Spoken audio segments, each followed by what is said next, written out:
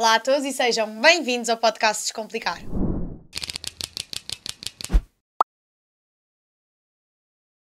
Comigo hoje tenho aqui a tia Zana. Quem é a tia Zana? A tia Zana é mãe de 6 filhos, é verdade, mãe de 6 filhos, empresária, uma pessoa altamente empreendedora, casada com o Nuno, que é uma pessoa extraordinária e um doce de mulher. Olá, Zana, obrigada por estares aqui comigo hoje. Olá, obrigada eu pelo convite. Fico sempre assim um bocadinho, nunca sei muito bem o que é que tenho a acrescentar a alguém que me possa ouvir, mas acredito que possa haver alguém que se identifique ou pelo menos que a minha partilha possa fazer a diferença. Zana, eu convidei-te essencialmente porquê? Porque, lá está, o tema da maternidade acho que é extremamente interessante e tu tens filhos, bem, tens 6, portanto, claramente que tens de várias idades e em fases de vida diferentes e, portanto, em desafios diferentes. Tens também uma história de amor que eu acho muito bonita, na medida em que passaste por uma história de amor que depois te fez desacreditar do amor e voltaste a acreditar. E em simultâneo já tiveste o típico trabalho das 9 às 6, aquela rotina. Já. E depois disseste isto não é para mim, ou melhor, disseste, sentiste, foste apoiada pelo Nuno, o teu marido, e criaste uma empresa do zero. Portanto, eu acho que és um exemplo em várias frentes. Obrigada. Portanto, por onde é que podemos começar? Se calhar pelos filhos. O que é ser mãe de 6 filhos diariamente? Olha, eu costumo dizer que para mim o mais difícil não é ser mãe de 6 filhos. Para mim, ou que fosse 7 ou 8 ou 9. Para mim a dificuldade... Sinto que há aí uma abertura para vir a 7 ou 8 ou 9. Gostava de ter mais uma, mas pronto. Mas pronto, isto eu resolvo em casa. Logo se vê. Exato. Mas isto para te dizer que eu acho que o maior dos desafios, para mim, é na sociedade em que nós estamos inseridos por vários motivos, o mantermos um casamento. Mantermos um casamento porque não é só o gostar de alguém, não é? Ou a outra pessoa nos amar. Eu acho que é o desafio, para mim, neste momento, ou aquilo que me faz refletir. Claro que enquanto mãe reflito imenso, como agir com os meus filhos, o que fiz com a mais velha, que não correu bem, já não faço com o seguinte, obviamente, e ter filhos é ter sempre alguém, eu acho, não é aos 18 anos que vai acabar. Portanto, isto é para a vida, é um projeto de vida. Mas é um projeto de vida que nós muitas vezes construímos a 2 e que pode acontecer ou não a 2. Portanto, que nem sempre depende só de ti, se realmente ele continua a 2 ou não. Foi isso que percebeste eventualmente com o pai da Matilde? Na ao mais terminares velha. a primeira relação, se calhar isso eventualmente deu-te o sentimento de isto é um projeto que fracassou. E agora? Olha, eu senti-me muito mal perante a sociedade e tive que fazer terapia nesse aspecto, porque senti redondamente que falhei com tudo e com todos, ou seja, as expectativas dos outros. Depois percebi com a terapia que não eram dos outros, eram minhas, porque eu acreditava e acredito num casamento para a vida e não aconteceu da primeira vez. Mas também tenho a noção que não aconteceu da primeira vez porque não me foi permitido viver algumas coisas na adolescência, pela educação que eu tive demasiado rígida, e que quando o meu pai morre aos 20 anos, o pai da Matilde foi o meu primeiro namorado. Portanto, foi a pessoa com quem eu vivi as primeiras coisas intensas e que achei que era o grande amor da minha vida. Hoje em dia, obviamente, olho para trás e vejo que foi um período em que gostei efetivamente de uma pessoa, de onde resulta uma filha, claro, mas que estava anos-luz de ser o amor da minha vida. Era o amor que tu conhecias? Eu acho que foi uma paixão. Eu acho que foi uma paixão, ao fim e ao cabo. E andava à procura um bocadinho do meu pai naquela pessoa. Eu acho. Acho não, tenho a certeza, nos dias de hoje. O Nuno é exatamente o oposto de tudo o que eu achava que era o match perfeito para mim. Portanto, o Nuno vai-me trazer o equilíbrio em tudo, porque somos diferentes em tudo. Mas em tudo é em tudo.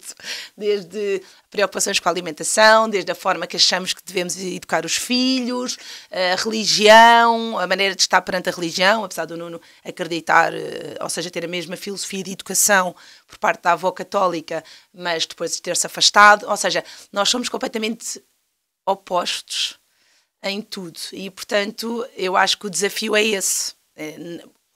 Como eu acho que a base de uma família é o casamento, porque eu acredito nisso, ou seja, naquelas duas pessoas estarem saudáveis, porque são os pilares de tudo o resto que vem, ou seja, os filhos, eu acho que é o grande desafio hoje em dia. Até porque a nossa sociedade está assim um bocadinho desorientada, na minha opinião. E como é que aconteceu conheceres o Nuno? Olha, não sei muito bem. Na verdade, o Nuno era uma pessoa que, de casa de uma amiga em comum, frequentávamos uma pessoa que, na altura, todos nós estávamos ainda em casa dos pais, e por morte do pai dela prematuro, acabou por ter uma vida que nós achávamos uau, não é? Porque tinha uma casa, que fazia jantaradas e tudo mais, nada do outro mundo, mas que reunia amigos com frequência e que nós não tínhamos, não é? Porque cada um de nós tinha os pais em casa e isso não acontecia.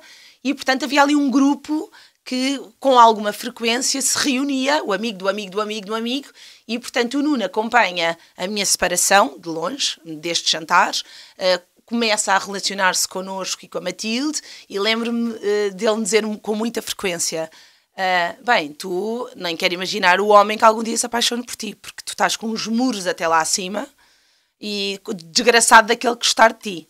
Pronto, e nisto passam 3 anos e tal, ou 4. Mas ele na vida dele, eu na minha, portanto não nos relacionávamos, a não ser nestes jantares, e que nos dávamos bem, mas com outras pessoas também à mistura, e a Matilde cresceu no meio disto, porque fui mãe com 24 e, portanto, os nossos amigos não tinham filhos, não é? E, portanto, era a sobrinha de todos, toda a gente lhe achava muita graça. E depois começámos a cada vez mais não fazer jantaradas em restaurantes por causa da Matilde. Ou seja, como havia aquela amiga que tinha a casa, movíamos os jantares do restaurante para casa. A Matilde foi adotada por todos, não é? Foi adotada por todos, cresceu sempre, tanto que é uma miúda que hoje em dia já melhor, mas que teve muita dificuldade em se relacionar com crianças da idade dela, por isso mesmo. Portanto, sempre teve uma relação muito intensa com os adultos e muito crescida para a idade. Pronto, isto é como em tudo na vida, né? Todos os nossos caminhos trazem coisas, consequências e desafios depois. E pronto, e o Nuno foi assim. Um dia o Nuno começa-me a dizer que está apaixonado por mim. Oh, calma. Quer dizer, há bocado eram os muros, coitado do desgraçado, se apaixona e agora de repente estou apaixonada. Mas isto foram alguns anos, né? E eu, calma, não quero estragar esta amizade boa. Eu estava naquela fase que me sabia bem ter aquele amigo do vamos jantar fora, vamos com a Matilde. Olha, vamos ao cinema, olha, a Matilde, deixou a Matilde na minha mãe, mas vamos. Ou seja, a companhia. Mas eu não queria mais do que isso, não me queria magoar. Pronto, não queria... E eu tinha formado a família toda. Não ia ter mais marido, nunca mais ia ter uma relação séria assumida. Tinhas fechado a loja ali aos 24 anos? Literalmente. 24 anos, eras tu, a Matilde, e estava tudo bem. Mas eu queria fazer uma produção independente passado uns anos. Quando ela tivesse 10 anos, eu ia fazer uma produção independente da Espanha. Ok. Toda a gente, tu és maluca? Não, filha, a única que eu não vou ter. Tantas pessoas, como é que aos 24 anos nós conseguimos ter o futuro? Tu não sabes. Mas eu sei disso. Claro que sei, 24 anos, só a gente sabe tudo na vida, aos 24. Claro, quando dei por mim, estava completamente apaixonada pelo Nuno, né? Quer dizer, eu não estava, o Nuno estava apaixonado por mim, e eu dei tanta patada, que o Nuno me disse: olha, não, eu não estou para isto. E havia uma outra pessoa que eu engraçava com essa pessoa, ele disse: olha, eu não estou para isto, estou a sofrer, vou-me afastar. E eu, passado o quê? 1 mês e tal, e eu disse: peraí, afinal eu gosto dele. Eu sinto a falta dele. Ele não me respondia às mensagens. Ele nunca mais combinámos nada. Ele desapareceu. E eu, então, mas agora não tenho aqui a pessoa que me sabia bem que estava aqui todos os dias. E pronto, e depois aí fui eu que fui correr atrás dele, e depois aí começamos a namorar e acabámos por ficar juntos. Mas foi difícil, e ele sofreu, coitadinho. O que é para ti uma bonita história de amor sem aprimorar a coisa, sem grandes floreados? O que é o amor do dia-a-dia, o que é o amor da rotina, o que é Olha, para mim o amor bonito e as dificuldades também? Olha, para mim o amor do dia-a-dia, e ainda mais com filhos, porque a nossa relação começa com um filho. O Nuno adotou a Matilde desde sempre, não é? Portanto, nós nunca tivemos só nós. Desde o início, eu acho que tem que haver muito respeito. Eu acho que nos temos que moldar. Muito. Eu acho que me tenho moldado, mas ainda me quero moldar mais, porque ninguém é perfeito. Acho que não podemos dar o outro como garantido. Nunca. Portanto, eu acho que é importante pequenas coisinhas. Uma coisa que eu digo muitas vezes ao Nuno. Ele chega a casa e diz: mas porquê que chegaste a casa e nem um beijo me deste? Mas porque é normal, todos os dias abres a porta e sabes que eu estou aqui. E se um dia chegares aqui e eu não estiver aqui, como é que é? E então ele fica assim a dizer: está bem, pronto, da cá. Porque depois eu também acho que isto tem a ver com... Eu sempre vi o meu pai a fazer isto à minha mãe, não é? E se calhar ele não viu. Não é certo nem é errado. Tem a ver com as experiências e com a mochila que nós trazemos, não é? Eu, como no meu primeiro casamento, tive muito... eu não queria...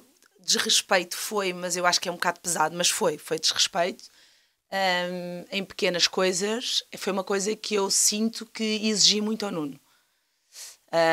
do pequenas coisas. Eu prefiro que não me convidem para jantar, eu prefiro que não me deem um ramo de flores, eu prefiro que não façam esse by the book e que façam o resto. Mandar uma mensagem e dizer: hoje apetecia-me ficar o dia todo a fazer amor contigo, hoje tenho saudades de estarmos só nós dois, arranja sexta-feira alguém que fique com os miúdos porque precisamos de ver o mar e conversar. As coisas não estão bem entre nós e temos que parar. Eu acho que é muito importante isto e eu acho que o amor é isso, sabes? Porque se nós estivermos à espera daquele amor que a pessoa sente aquele formigueiro na barriga, esquece. Esse passa ao final de uns meses, Eu acredito, porque eu sinto isso, que ao final de 12 anos temos vários momentos no nosso casamento, que eu continuo a sentir esse formigueiro. Mas também já lá tivemos no fundo. E eu fiz questão, inclusive nas minhas redes, de uma vez partilhar isso. Nós tivemos uma fase em que, antes de eu engravidar do 5º filho, de eu saber que estava grávida do 5º filho, que as coisas não estavam bem e não tinha havido faltas de respeito de nada, mas que eu sentia que um amor para mim tem que acrescentar. Ou seja, eu costumo dizer, eu já fui ao fundo do poço. Eu já estive lá, mesmo, no fundo. Eu já tive todos os motivos, com uma filha nos braços, para que nunca aconteceu, mas poder pensar em suicídio. Eu estive lá mesmo no fundo. E, portanto, eu sei o que é estar lá no fundo. Portanto, para eu estar num amor neste momento, tenha 6 filhos ou não tenha, e nós conversamos isto muitas vezes um com o outro, eu digo-lhe sempre: Nuno, eu nunca vou-me ficar para o resto da vida contigo só porque tenho 6 filhos. Porque eu já sei que eu consigo com uma. É só vezes 6. E está tudo certo. O que eu quero é alguma coisa que me acrescente. Um amigo, uma pessoa que eu possa falar. Claro que sim, uma pessoa que me dê tesão, uma pessoa... Eu quero tudo isso. E claro que não há tudo isso sempre. Mas é uma coisa que se tem que construir. E nós não temos que esperar, que eu acho que é muito o que acontece. Falava no outro dia com uma amiga minha que também tem muitos filhos. E ela dizia-me: Ana, a questão não é essa. A questão é que as pessoas estão à espera de começar e estão à espera que o outro leia. Não, o outro é que tem que me ler. O outro é que tem que saber que eu estou mal e tem que ter a iniciativa de... Não. Nós não podemos estar num casamento, ou numa relação, ou num namoro, ou no que seja, à espera que vamos dar 50-50. Isso não existe. Às vezes uma pessoa está numa fase em que está disponível para dar 20 e desde que esteja a dar dela por amor, vamos receber esses 20 e eu vou dar 80. Claro. Se eu tenho essa disponibilidade. E há de haver outra altura que não sou eu que consigo dar os 80, só consigo dar 40 e ele dá 60. E está tudo bem. Agora, tem que haver essa noção de que isso é necessário. E se nós estamos, e é isso que eu vejo muitas vezes quando defendo o casamento, à espera que seja cor-de-rosa, meus amigos, não vai ser. Muito menos a mandarem filhos vir para o mundo. Porque aí então... Os filhos não salvam. Os filhos não salvam, de maneira nenhuma. Nem os filhos são a prova do amor. Não são a prova de amor nenhuma. Os filhos, eu costumo dizer, a cada filho que nasce, eu acho que o casal renasce. E não tem a ver se tens, imagina, para o quarto já tenho 3, já vou com outra bagagem. Não. Nós tivemos mal no 3º filho, reerguemos-nos, conseguimos reerguer por várias questões, porque foi um filho que teve muitos internamentos e isso nunca tinha acontecido, e portanto houve ali um desgaste muito grande, falta de diálogo, etc. E eu muito centrada nesse bebê, então as coisas têm que ser chamadas pelos nomes, e 0 disponível para o Nuno, ponto. No nosso caso nunca foi, e eu acho que é muito importante, e eu falo isto com a minha filha abertamente, nunca foi a questão de nos relacionarmos intimamente ou não. Sempre funcionou e sempre funciona durante 12 anos. Mas eu acho que é muito mais do que isso. É tu chegares a casa e a outra pessoa não perceber que tu estás de rastros e não ter um cuidado, não ter um carinho. Olha, vai-te deitar, vai respirar, pega na chave do carro, vai dar uma volta. Isto para mim é amor. É tu leres a outra pessoa.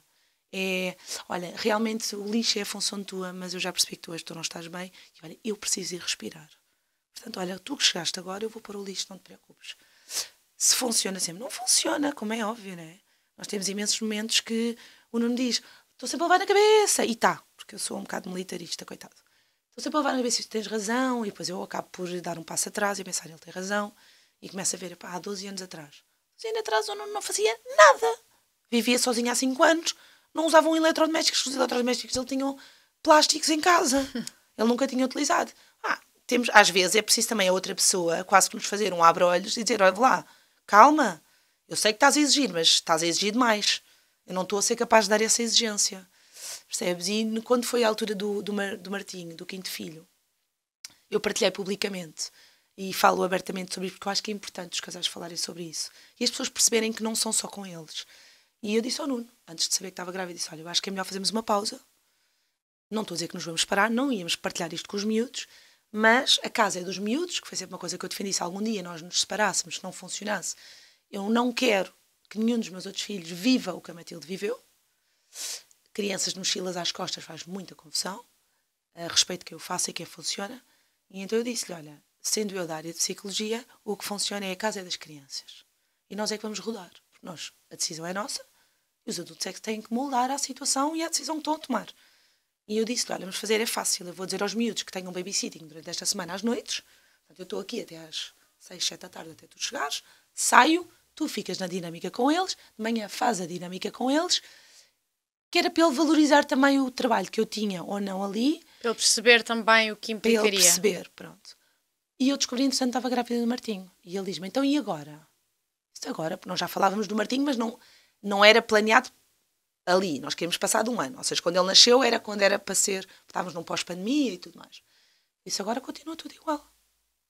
Não vai ser um filho que me vai fazer voltar passos atrás. Essa é a prova de que, efetivamente, um filho não deve, nem muda nada. Não, e ele ficou assim muito coisa, Ana, mas eu gosto de ti. Mas isto nunca teve em causa nós gostávamos ou não um outro. Dele. Eu também gosto de ti. Tu és o amor da minha vida e és a pessoa que eu quero ficar comigo. Neste momento não acrescenta. E enquanto não acrescentar, e que eu sinto que também eu não acrescento para ti, e nós não podermos perceber o que é que se está a passar, então não vale a pena. Respeitamos-nos e vamos dar este espaço enquanto nos respeitamos. Não vamos permitir que haja o desrespeito, porque então aí não vai haver volta a dar.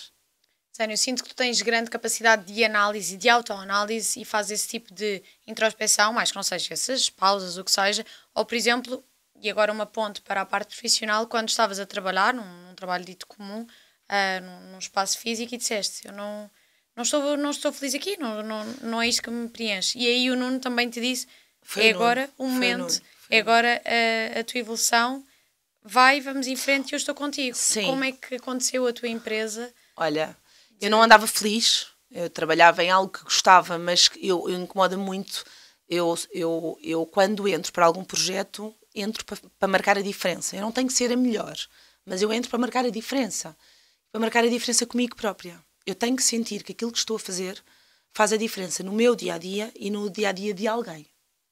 Seja com crianças, seja no meu antigo trabalho dito normal, das 9 às 6, como gestora de clientes. E o que eu sentia é que eu não podia chegar aos meus clientes como eu queria, com o meu profissionalismo, porque eu tinha pessoas acima de mim que me barravam o meu trabalho. Portanto, eu dependia, que é o normal, das estruturas normais, numa empresa, de aval disto, daquilo, daquele outro, e a minha palavra estava constantemente em xeque com os meus. E isso, para mim, não funciona. Pronto, e eu enervei-me numa reunião, porque depois também sabes que, e agora já passaram 12 anos, mas na altura estamos a falar de uma miúda com 29 anos, que tentava ao máximo ser assertiva, e quando tu tens pessoas em direções de empresas, hoje em dia já vês mulheres, mas na altura não vias tanto, homens da velha guarda, e tive uma situação super indelicada numa reunião em que me fecharam a porta e em que basicamente ele me fez uma proposta que eu só conseguia que ele ficasse cliente se eu fosse para a cama com ele. Isto simples, rápido e coisa. E eu enervei-me com a situação, disse-lhe que não, obviamente. Saí porta fora sem o cliente, andava a ser pressionada também pelas minhas chefias e quando entrei no carro começo a sentir a parte do lado direito do meu corpo, eu não consigo descrever de outra forma, totalmente dormente. E pensei, isto é da minha cabeça, eu estou enervada, não lhe pude responder à letra. E efetivamente eu estava no centro de Lisboa e parei no São Francisco, onde depois sou transferida e fico hospitalizada 5 dias. E eu já não andava feliz, no sentido de passares de bestial a besta. Isto quando mete números e contas, claro. e nós ganhávamos também a comissão, eu já andava a ser pressionada pela minha entidade. E eu, depois disto tudo, o Nuno diz-me, eu não estou a perceber, o teu ordenado base na altura eram 600 e tal euros, ordenado mínimo nacional, e depois ganhava uns meses, quando atingia ou não, bem. Assim, mas não estou a perceber, tu 600 euros estás a gozar, tu fazes 600 euros onde tu quiseres. Lá, o Nuno já era empreendedor, era meu namorado e não sei o quê. Mano, Osana, não, repara, a vida, eu também trabalhava assim, o by the book, e um dia fui despedido, fui para o Fundo de Desemprego, e com as novas oportunidades e fiz cursos através do Centro de Emprego, e hoje em dia estou a ser realizada e feliz onde estou.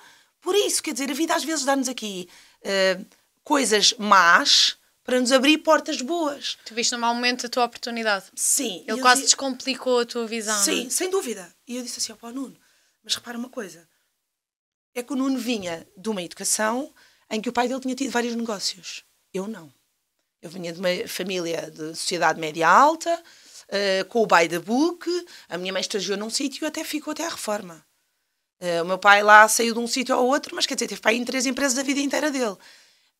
Eu sozinha com uma filha nos braços, já era uma coisa completamente fora. Imagina, eu era a única neta na família. O facto de Só teres rapazes. separado e teres ficado com a Matilde, já isto tinha um grande peso na Brutal. tua forma Sim, de ser e sim, estar. Não é? sim. De repente estavas a ponderar sair da tua empresa, portanto era Não, quase duas estamos a bolinhas falar numa encarnadas. fase de crise, não é? Exato. de crise económica do país, idêntica à que estamos a passar agora, de outras formas, mas sim, e em que eu estava efetiva. E, portanto, era louca, descompensada, que já tinha tido uma filha, que tinha ficado com a filha sozinha, que foi contra a família. Mas tu vias louca descompensada de ti para ti, ninguém nunca te disse isso. Não, a minha família fazia-me pressing, do género, tens de ter cuidado, pois, porque as escolhas foram tuas, pois, porque a minha família nunca deu o aval à minha relação com o pai da Matilde, ou deu inicialmente muito pouco tempo, de tal forma que ninguém foi ao meu casamento, a não ser o meu irmão e a minha avó. Pronto, as outras pessoas nunca tiveram presentes, foi um casamento pelo civil, mas outras pessoas nunca aceitaram, os meus amigos afastaram-se. Só tive uma amiga que me disse que não concordava, mas que estava lá por mim, ou seja, eu fiquei sozinha. Mas quase, eventualmente, como forma de alerta de essa pessoa não é para ti, não é adequada. Sim, eu acho que foi como forma de alerta. Hoje em dia, com 42 anos e sendo mãe, eu agradeço todas essas atitudes porque é exatamente aquilo que eu nunca vou fazer a um filho meu. Sim, ou seja, podiam ter alertado de outras formas, do género, se correr mal, estamos aqui. Eu tento sempre tirar uma lição das coisas, sabes? Mesmo das coisas más. E agradeço a essas pessoas porque eu sei que não vou fazer isso e não faço isso aos meus amigos.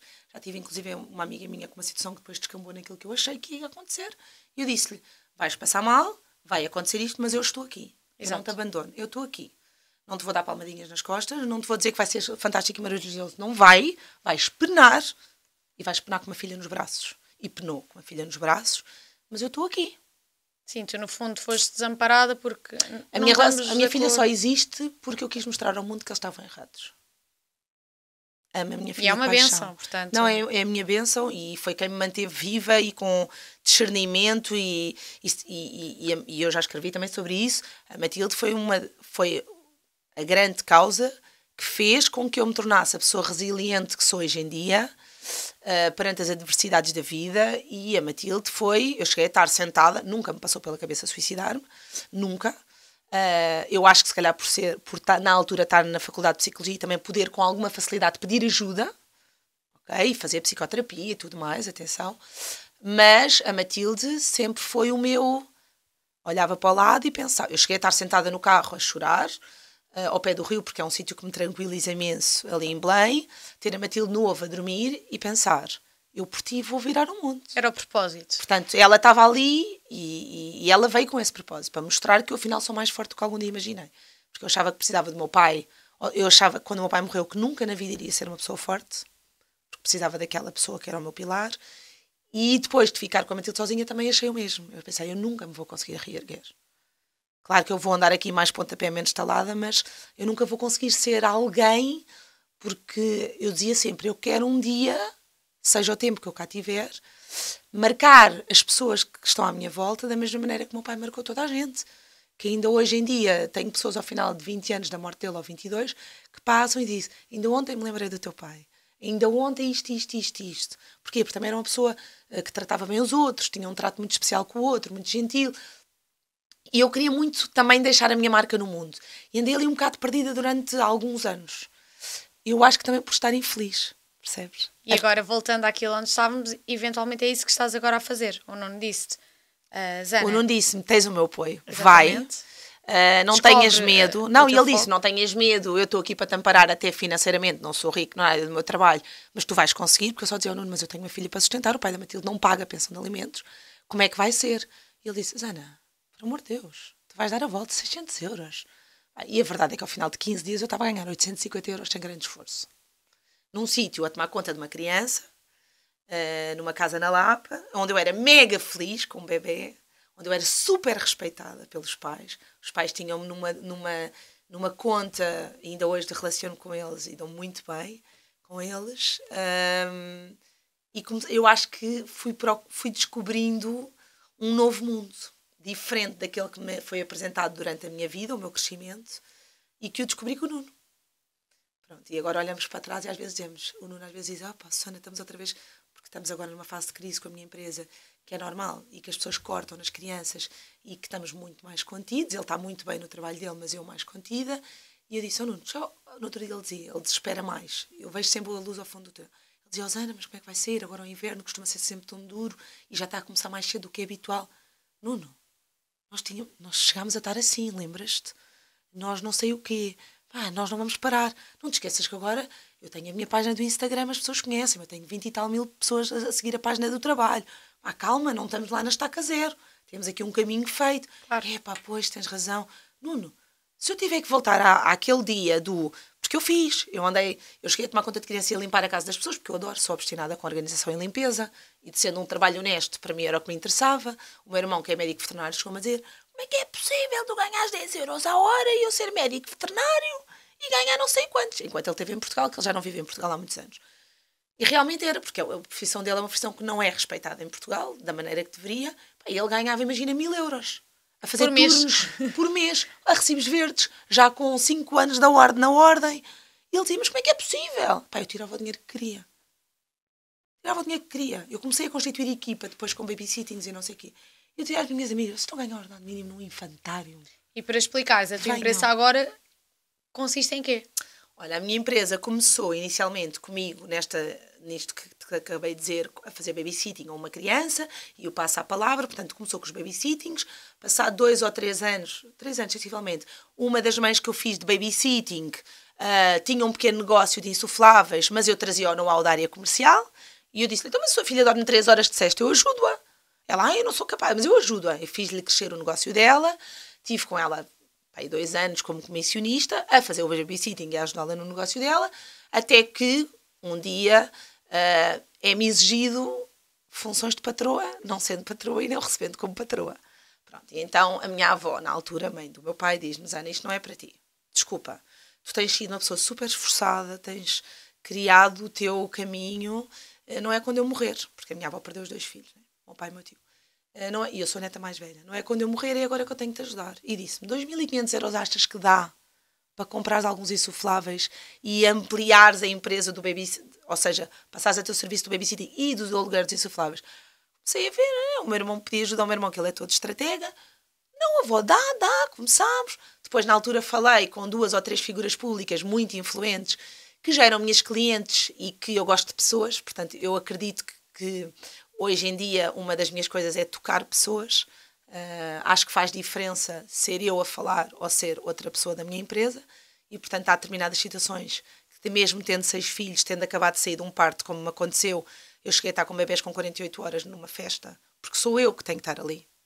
Sou eu que tenho que dar a cara em determinado tipo de eventos, e sempre tive esta política e a empresa foi crescendo. Portanto, agora temos aluguer de insufláveis, babysittings, eu faço apoio noturno. Ou seja, o babysitting eu não posso fazer durante o dia porque tenho filhos e depois não tenho com quem os meus filhos fiquem, mas faço noites. Hoje vou fazer noite com gêmeos. Normalmente requerem muitos nossos serviços com gêmeos para os pais dormirem, porque a privação do sono leva à loucura. Estou tranquila a dizer, leva à loucura. Os meus filhos dormem muito bem. Exato. Os filhos dos outros vão à loucura, os meus não. Exato. E para além disso, temos ateliês de artes plásticas com materiais de desperdício, que foi uma das coisas que eu me reinventei depois de 3 ou 4 dias a chorar compulsivamente, a achar que os meus filhos vão passar fome, quando de repente ficamos fechados em casa na pandemia. E eu pensei, não, isto não vai acontecer, eu tenho que me reinventar, o que é que eu vou fazer? E eu na altura criei uns kits, umas caixas, vendia por 10 euros. Não ganhava quase nada, ganhava estilo 3 euros por caixa, entre os materiais e tudo. Eu vendia por 10 euros e nós o Nuno entregava às 600 caixas por mês, na região de Lisboa. Depois tivemos que contratar uma transportadora para mandar para todo o país. De kits que chegavam a casa com atividades escritas, os pais não sabiam o que é que haviam de fazer com os miúdos, com rolos de papel higiênico para fazer fantoches. Portanto, na pandemia estavam os pais a fazer pão e não sabiam como lá mais do entreter que os estavam miúdos, os miúdos com os seus kits. Sim. E pronto, e então como foi uma coisa que nos fez manter a empresa não falir, literalmente como muitas faliram, eu mantive, ou seja, não mantenho os kits porque não tenho dinâmica nem tempo para isso, Mas vendemos este serviço em casamentos, batizados, escolas, whatever, que seja. E as crianças constroem coisas. E é muito giro ver, porque estes miúdos são de uma era digital e não têm noção. Então, mas e como é que eu vou construir um fantoche? Olha para os materiais e constrói. Uma coisa que nós fazíamos com muita ligeireza, né? Como assim? Então, tens um rolo, tens botões, tens olhos, tens tecidos, tens lãs, constrói um fantoche. Mas eu não tenho uma orientação. Não é. Aqui não há orientações. Aqui só vale a minha imaginação. E eles ficam com a minha imaginação. É puxar muito pelos miúdos. Depois há miúdos que entram nisto e eu quero mais. E depois já há outra festa. E entramos numa turma e às tantas estás a fazer a turma do colégio inteiro. Porque os pais já não querem o by the book, querem uma coisa completamente diferente. E depois eles levam isto de recordação para casa. Já não aos saquinhos de doces. É uma coisa que vai da família. Pronto, jogos e tudo mais. E é assim que a empresa está. Olha, umas vezes em cima, umas vezes em baixo. E a imaginação dos miúdos agora está a ser estimulada por ti e a tua, onde é que para e onde é que vais buscar tanta força, tanta imaginação? Aos teus filhos, à tua família? Olha, eu essa garra que não pode parar e a tua noção de que eu não posso parar? Olha, eu acho que vou buscar a minha energia acima de tudo, não pensando nisso, mas inconscientemente, que possa amanhã não estar cá. E que não tenha esse medo. Ou melhor, se me perguntares se eu tenho medo de morrer, eu tenho muito medo de morrer, mas não é medo real, da palavra medo. Tenho tristeza porque eu adoro viver. E quero muito poder acompanhar os meus filhos. Não quero que eles passem por aquilo que eu passei. Então, o que eu sinto todos os dias é que o meu dia tem 24 horas. Eu hoje em dia tenho a capacidade de parar e desligar. Uma coisa que o meu marido diz que não sabe como é que eu sou capaz de fazer. Ou seja, eu tenho a noção que tenho muita coisa a depender de mim. Mas eu, quando estou com os meus filhos, eu desligo o telemóvel ou ponho sem som. Pode estar a ligar ao Presidente da República, que eu não quero saber. E da mesma forma com as crianças com quem eu estou a trabalhar. Portanto, eu sou verdadeiramente feliz ali com eles e muitas vezes são eles... Repara, eu já tive situações, não com os meus filhos, também com os meus filhos, mas com outras crianças, de chegar à porta de uma festa lavada em lágrimas, porque me está a acontecer uma coisa caótica na minha vida. Imagina um avô internado, uma situação grave, uma hipotética situação de cancro em alguém muito próximo de mim. Eu sou muito emotiva e eu já disparado de género. Isto vai acontecer, o que é que eu vou ter que reagir? Porque eu tive que aprender a fazer isso quando foi da morte do meu pai e quando foi da morte do meu tio. E eu chego, limpo as lágrimas. Isana, está tudo bem? Sim, estou só com alergia. Eu durante 3 horas eu esqueço-me do problema. Eu estou tão embrenhada, aqueles miúdos dão-me tanto colo, sabes? E às vezes eu saio e penso, mas como é que eu vinha tão descontrolada emocionalmente e saio daqui tão serena? Portanto, o meu trabalho, além de me dar sustento, dá-me muito conforto e muito colo na minha dor. Que as pessoas às vezes não percebem isso. Porque há dores que tu, por muito que faças o luto, há dias que te dói mais e outras que dói menos. Nunca deixa de doer. Tu aprendes a ser feliz de outra forma. Mas não te deixa de doer, percebes?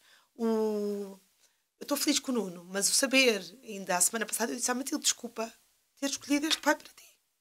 E ela disse, bem, disparate. A mãe escolheu o que era bom na altura. Eu disse, mas desculpa. E ela disse, bem, não tenho que pedir desculpa. Portanto, é uma gaveta que está arrumada, mas que, se tu permitires, ao longo da tua vida, vais-te confrontando com as coisas e vais quase que sarando melhor a ferida. Mas ela vai lá estar e nunca vai sarar de todo. E isso seja em situações que eu tive com a minha mãe, que nos incompatibilizámos. Ou seja, eu hoje em dia eu não guardo mágoa de ninguém. Ninguém. Nem a pessoa que me possa... Mas isto foi um processo. E isso eu trago também para o meu trabalho. Percebes? Por exemplo, está a ser o ano mais duro de sempre da Jumpini, emocionalmente. Eu sou uma pessoa muito emocional. Em que várias pessoas de quem eu gosto e a quem eu dei a mão, porque eu já lá estava no topo e eu puxei-as para as empresas delas virem comigo, me largaram. Isto dói-me. E as pessoas dizem-me assim, mas segue o teu caminho. Mas eu continuo a seguir. Mas eu sou de carne e osso. As pessoas sentem-se. Mas o não guardares mágoa de nada, não guardares mágoa da vida por meu pai ter morrido como morreu, não te questionares porque que foi contigo. Eu já tive essa fase. O porquê que tem que ser assim, porquê que eu sofri tanto com o pai, porquê que eu não consegui ver os sinais mais cedo e se calhar eu amo a minha filha e se tivesse que decidir a Matilde vinha sempre. Eu não me arrependo disso, nunca. Mas se calhar ela sofreu muita coisa que não devia de sofrer pela minha decisão dela vir. Agora, eu estou bem com isso. Percebes? Mas essas feridas, por muito que esses lutos estejam bem feitos, que não os fiz sozinha, nunca. Fiz sempre, foram momentos em que eu tive sempre... tenho muito essa capacidade do estou mal agora, eu preciso de falar. E volto a resgatar a psicoterapia e faço as vezes que forem necessárias. E achas que a psicoterapia é uma ajuda fundamental? Devia ser obrigatória a toda a gente. Exato. Falas muito sobre isso, sim, reforças muito. Sim. Olha, a nível financeiro eu acho que há muita gente que não faz por questões financeiras. Psicoterapia, psicologia, até sim. Psiquiatria, se for sim. o caso. Depende dos casos, não é? Exatamente. Há muita coisa que eu acho que não precisa sequer de chegar à parte da medicação. E até o facto de teres frequentado essa licenciatura, se calhar deu-te bases, ferramentas, sim, até dúvida. Para seres vulnerável sem medos e sem vergonhas. Não, e sem dispor. Olha, eu posso dizer, eu não há muito tempo tive várias pessoas que me perguntaram porque é que eu exponho, não vou dizer nomes, mas pessoas conhecidas, muito conhecidas de toda a gente, que me perguntaram, há tanta coisa má no mundo, porque é que tens que trazer lágrimas? Porque nós temos que falar da tristeza como falamos da alegria. É para normal. Também as pessoas em casa não acharem que é sempre tudo uma alegria, não é? E depois acham que a sua vida é triste, não é? Porque é normal. Se a minha vida é triste, porque é que aquela está sempre tão contente? Se nós só vimos alegria, depois achamos que nós somos um fiasco, não é? Exato. E acabamos por nos boicotar a nós mesmas, não é? Como é que eu vou ter coragem de dizer que estou triste, que estou deprimida, que não me apetece vestir, que não me apetece ir trabalhar, se só tenho um filho, se aquela tem 6 e está ótima? Exato. Não, aquela não está 6 e está ótima. A vida é alegre, é triste, é contente e é... Todas as emoções são válidas. Claro, exatamente. E eu acho que a pandemia começou-se a falar um bocadinho mais disto, se calhar, infelizmente, pelas piores causas, não é? Porque pessoas conhecidas puderam ter má vida, não é? Às vezes é preciso acontecer desgraça para se falar. Claro. É uma tristeza, não é? Porque a vida acontece assim, a vida também acontece na tristeza, a vida também acontece na ansiedade, a vida acontece... Há sempre coisas boas em todo o momento. Exatamente. Em todos. Tu estás num enterro, tens sempre coisas boas, tens é que estar desperta para. Os sinais estão lá sempre. Isto foi uma das lições que eu tirei depois de fazer psicoterapia da minha relação com o pai da Matilde, que foi... Eu tive momentos muito bons com o pai da Matilde, atenção. Em todos os momentos na vida há bons e maus. Depende o que é que tu queres valorizar. E eu escolho todos os dias valorizar o bom, tirar o bom. Tive um dia que não tomei banho, só vou conseguir tomar banho à noite. Liguei ao meu marido a chorar, a dizer, por favor, vem mais cedo, porque não estou a aguentar estar com os miúdos, estou cansada, já não me apetece ouvi-los. Mas isto tem que ser verbalizado, isto tem que ser dito. E eu amo os meus filhos e não vou deixar de amar os meus filhos para ver um dia que eu estou com eles pelos cabelos. Isto tem que ser normalizado. Tem que ser normalizado uma pessoa dizer eu não estou feliz no meu trabalho. Mas tu ganhas 3.000, tens um carro diferente. Mas eu não estou feliz. Claro. Mas eu não estou feliz. E eu sou feliz a limpar as escadas. Então vai limpar as escadas. E a sociedade não pode apontar o dedo. Porque é digno, porque acontece, porque é necessário. Desde que tu não roubes, não mates ninguém e não interfiras na liberdade do outro. Porquê? Percebes? E eu sinto que tive que fazer essa batalha comigo interiormente pela educação que me foi transmitida e com a minha família. Porque eu sei que agora os meus enchem o peito de ar para dizer que estão orgulhosos de mim. Mas houve muitas vezes que não tiveram. Mas eu também consigo, hoje em dia, distanciar-me e perceber. Eles não conseguiram. Repara, tu nunca vais conseguir compreender uma situação se tu nunca a viveste. Claro. E isso é uma coisa que eu digo sempre. As pessoas têm o direito e são livres de opinar educadamente se tu perguntares. Nós temos 2 ouvidos e uma boca por alguma razão. Estou sempre a dizer isto aos meus filhos.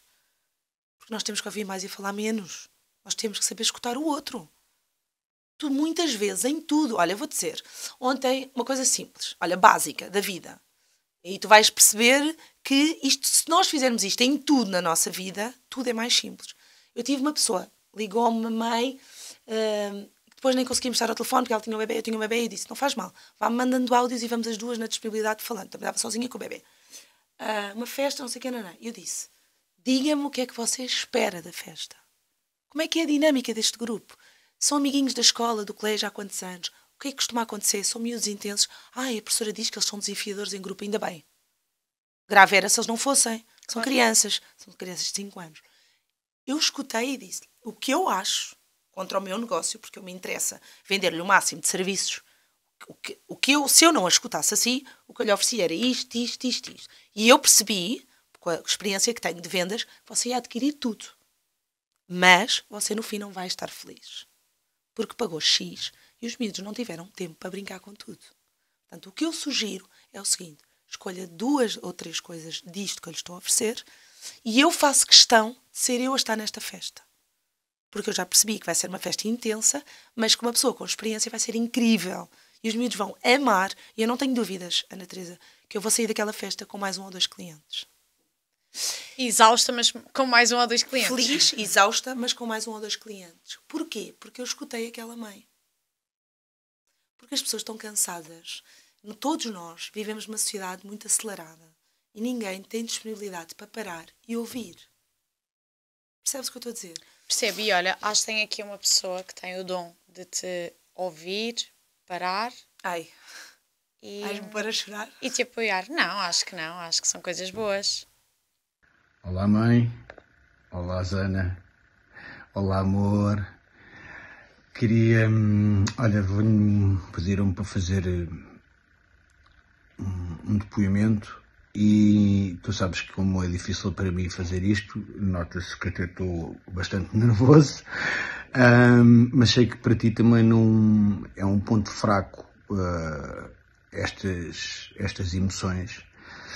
No entanto, e já estive na posição de ser eu a pedir às outras pessoas para fazerem algo sobre ti e é muito mais fácil do que esta posição. No entanto, queria só deixar aqui o meu depoimento de dizer que nos orgulhamos muito, quando estou a falar no plural, porque falo da nossa família,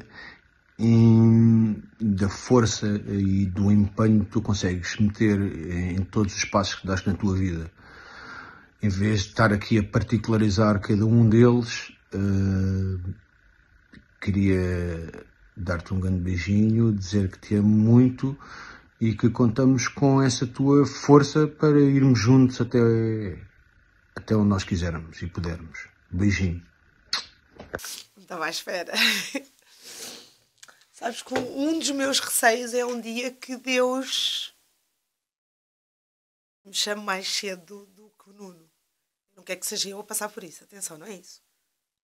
Mas eu estou sempre a dizer aos meus amigos, aos padrinhos dos nossos filhos, que se algum dia me acontecer alguma coisa, a única coisa que eu espero é que eles apoiem o Nuno. Também por eles serem muitas crianças, mas porque o Nuno me diz isto muitas vezes. Ou seja, eu sei que eu sou um bocado a força. Quando eu estou em baixo, tudo descompensa em casa. E eu sinto esse peso bom, mas que também, quando estou desorientada, penso eu tenho que descobrir uma solução para a situação. Zana, eu acho que de quem te vê, de quem te segue, de quem te admira, e atenção, eu já estive num evento, eu estava aqui num evento e vi, estava aqui outro evento de um baby shower e vi-te a trabalhar. Eu nem exatamente, sabia. Eu vi-te a trabalhar e estavas tipo falaste, uma super máquina e... Ou seja, já te vi a trabalhar, vejo-te nas redes, vejo-te a acontecer. Tu vês como peso, porque é o peso da responsabilidade de estar em várias áreas e bem, como criadora de conteúdos, como empresária, como mãe, portanto, com certeza que é um peso, mas eu acho que das várias mochilas que transportas, se calhar podes-te libertar um pouco mais, porque as coisas estão a acontecer, estão a rolar, e estão a rolar bem, estão a rolar num sentido muito em que já podes desfrutar da viagem. É importante também, se calhar, saís da ilha para veres a ilha, e a tua ilha tem muito sol, tem muita luz, olha, é loirinha, tem olhos claros e é muito leve. E essa leveza passa. Porque é que figuras públicas partilham o teu trabalho com muito alcance? Porque efetivamente confiam em ti. Não estão a fazê-lo porque lhes pagas milhares de euros, porque isso não acontece. Não. É porque confiam em ti. Porque é que hoje eu quis muito que estivesse aqui? Porque és uma pessoa que me impulsiona de um lado positivo. Porque é que o Nuno que eu conheço, que inclusivamente é o criador da minha cadela, e isto, o mundo é mesmo pequeno, é uma pessoa super doce, super meiga, e porque é que quis tanto namorar contigo, casar mais tarde? Porque pensou, ok, eu quero esta mulher para a minha vida. E porque é que as pessoas querem estar rodeadas de ti? Não é porque és pesada, é justamente o inverso, é porque és leve, e és essa pessoa leve e positiva. Mas eu sinto isso, eu sinto que as pessoas me procuram porque eu acrescento, mas depois sinto esse peso. Mas eu acho que é peso, mesmo isso. Salve seja. É isso, eu acho que tu és um exemplo, e acho que és um exemplo. Lá está, as educações são diferentes, os valores, o que nós procuramos na vida, mas de forma geral os nossos valores estão muito alinhados e és um exemplo mesmo daquilo que podemos e devemos fazer, com falhas, com erros, com as emoções. Não tens medo de ser e de estar no momento presente. Isso é muito positivo e, portanto, acho que podes e deves tirar essa mochila e podes desfrutar da tua própria viagem, mais do que se aquele está bem, se este está bem, se aquele está bem. É se eu estou bem e tu estás efetivamente muito bem. Eu estou bem. Neste momento presente estás ótima e obrigada por aquilo que fazes pela comunidade que te segue, que é o meu caso. Com certeza obrigada pelas festas de aniversário dos miúdos, porque vêm e repetem e vão e tens ótimos reviews. Obrigada pelos conteúdos que partilhas tão genuínos. Isto é um obrigado em nome do Nuno, pela mulher que és, e vamos embora rumo aos próximos projetos. Eles já dizem em plural porque nunca sabe do que vem aí. E obrigada por estares aqui. Ele até tem medo daquilo que eu penso. É isso, e obrigada por estares aqui, porque para mim é um gosto imenso teres tirado este tempo para estares aqui. Tenho a certeza que inspiras muitas pessoas a serem elas mesmas, que é um desafio cada vez maior, mas é o desafio mais importante das nossas vidas. Sim. Sermos nós mesmos em nossa plenas essência, não é? Sem medo do que é que o outro vai dizer. Exatamente. E acho que é isso que tu és e com certeza que estás a passar em pleno aos teus filhos. Obrigada. Obrigada pelo convite. Foi um gosto. Gostei muito. Também eu. Obrigada. Obrigada. Está finalizado. Sigam as nossas redes, as da Zana, as minhas, as do podcast. Metam like, subscrevam e está feito. Até ao próximo episódio. Obrigada.